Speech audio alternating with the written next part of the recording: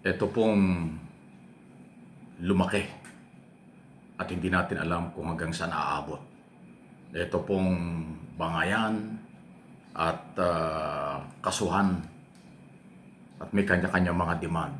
Ang tinutukoy ko po ay sa pagitan ni Congressman Leandro Libiste ng Batangas at si Yosek Claire Castro, presidential ano ba yan? Palace Press Officer or Undersecretary ng Office of the President na siya mong nagsasalita at kumakatawan sa ating Pangulo. Kung yung mga gunita, kinasuhan po ng libel, regular libel, hindi ho cyber libel, si Yosek Castro ni Congressman Libiste dyan sa Batangas. Dahil ho doon sa issue ng mga sinabi umano ni Yosek at na dating kay Libiste ay libelo, kaya naman siya nag-file ng libel. At ito ay hindi ho pangkaraniwang libelo dahil dapat cyber libel ang ipinail. Ganun pa man, nakapile na po yan sa may Balayan, Batangas ata. Ngayon, ang hinihingin damage po ni Libiste, 110 million kung di ako nagkakamali. Pero ngayon, nanghihingi rin din ng danyos si Yosek Castro laban kay Congressman Libiste sa halagang 500 million naman. Wow, mas malaki. Dahil nasira daw yung kanyang integridad o pagkatao bilang tagapagsalita ng palasyo doon sa mga sinasabi at ginagawa daw po ni Congressman Libiste. O hindi, pareho silang may karapatan. Pero sa aking pong personal na opinion at pananaw tungkol dito, okay, paalaala lang, issue lang, walang personal lang. Pagka kasi Malacanang or government official, lahat ng nasa gobyerno, politiko man, career official, dapat kasi ay hindi kayo napipikon. Dapat hindi balat sibuyas dahil kayo ay public servant. Kayo ay lingkod bayan. Natural lang na inyong mga sasabihin hindi lahat tatanggapin ng kahit sino dahil wala namang perpekto. Kaya mahalaga, hindi pikon, hindi onion skin ang nasa gobyerno. Hindi naman ibig sabihin na sa gobyerno ka, lahat na lang sasabihin mo ay tatanggapin ng taong bayan or tama.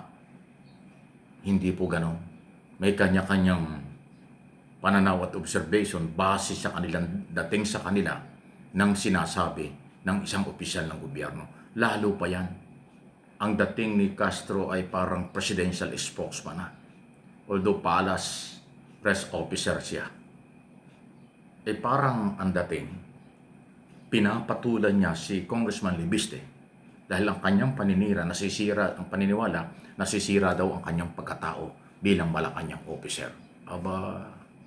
Iba ang dating niyan. Pasintabi na Yosek Castro, kilala mo ko at kilala rin kita, pare-pares tayo. Ikaw ay nasa gobyerno, ikaw ay vlogger din, abogada ka pa naman, ako naman ay nasa social media at mahaba ang karanasan sa malayang pamamahayag. Yun ang aking observation at pananaw. Kung lahat na lang ang nasa gobyerno ay mapipikon sa mga pwedeng kanilang kritiko, parang baka hindi bagay sa gobyerno. Kasi paalala lang po, lahat tayo, pag nagpunta ng gobyerno, ibang level yan. Malaki talaga ang pananagutan nyo at sabik talaga kayo for criticism. Ito man ay totoo o hindi, yung criticism ay hindi mawawala laban sa isang government official. Lalo na kay Yosek Castro na siyang nakaprompt. Siya yung nagsasalita, bumabatikos, at siya yung maraming sinasabi in behalf of the President. Yun ang trabaho niya. Pero kapag ang sinasabi niya at ginagawa niya ay hindi maganda sa ang dating doon sa ibang tao, tapos kung halimbawa magsasalita yung ibang tao, biglang magsasabi ka at magdidemand ka na ikaw ay sinira ang reputasyon, dapat bayaran ka, danyos, ganito, ganon. Wow! Parang hindi ko maarok ang ganyang mga hugot. Pasintabi na, opinyon ko lang ito.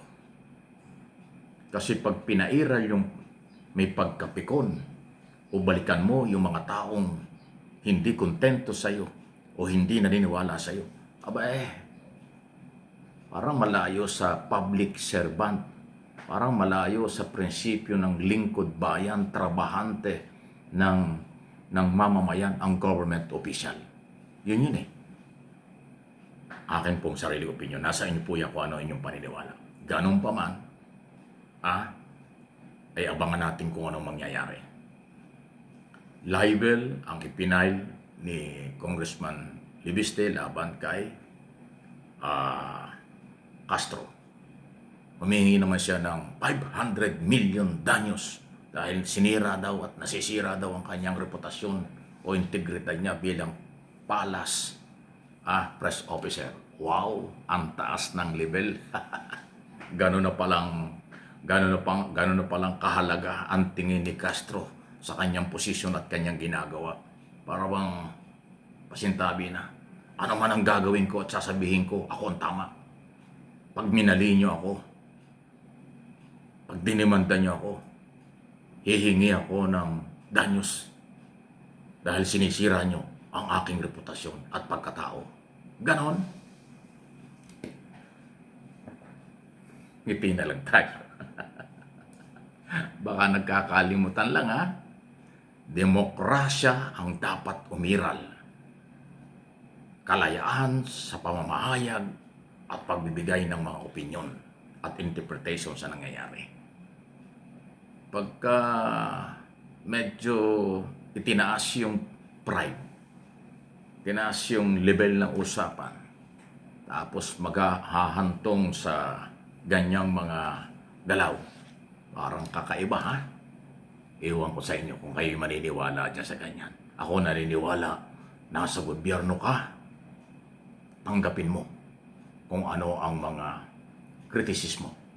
Kung hindi mo kaya ang kritisismo at mapipikon ka, baka hindi bagay sa gobyerno. Yun ang aking observation at tinatanong. Please like and share. Ano po? Wala akong kakampihan dyan.